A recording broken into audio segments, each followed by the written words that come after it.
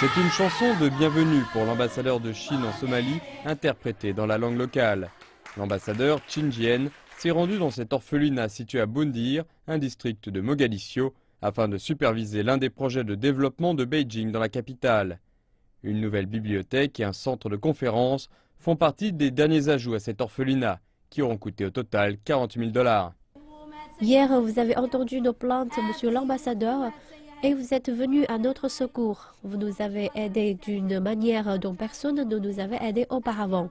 Aujourd'hui, nous vous avons invité ici pour vous remercier et pour vous accueillir dans notre école, dont vous avez aidé à améliorer l'image.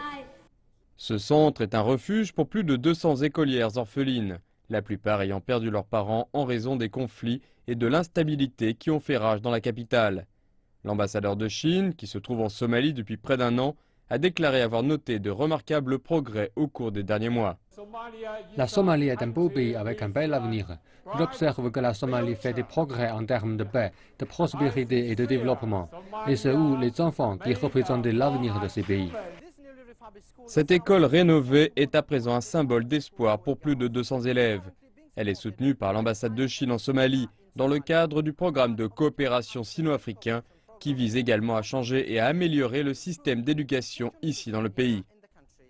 Pendant des décennies, la Somalie a connu un grand nombre de situations d'urgence et le gouvernement, ainsi que les pays partenaires, ont été très sollicités pour fournir des services de base aux citoyens, notamment au niveau du secteur de l'éducation fortement endommagé. Mais Beijing a répondu à ses obligations et continue d'offrir aux jeunes Somaliens un soutien pour leur avenir.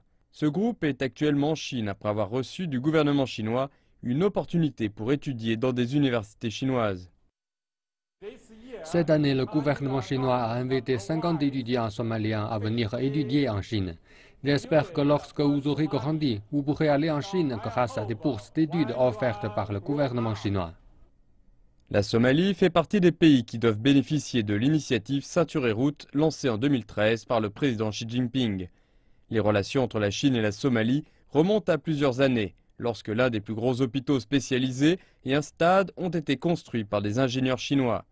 La Chine a également été l'un des premiers pays au monde à normaliser ses relations avec Mogadiscio et a offert d'aider à reconstruire la Somalie qui tente de retrouver sa gloire perdue.